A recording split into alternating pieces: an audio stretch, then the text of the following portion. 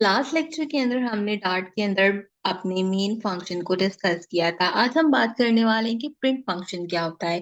जब तक आप मेन फंक्शन के अंदर कोई चीज प्रिंट नहीं कराओगे तो टर्मिनल में आपको आउटपुट किसी भी तरीके का नहीं मिलेगा। जब तक उसको कमांड ही नहीं दोगे कि आपने ये चीज मुझे टर्मिनल में एज एन आउटपुट प्रिंट कर कर देनी है, तो उसको कैसे पता चलेगा कि उसने मुझे क्या चीज प्रिंट करके देनी है। तो प्रिंट फंक्शन के अंदर बेसिकली आपने राउंड ब्रैकेट्स यूज करने होते हैं।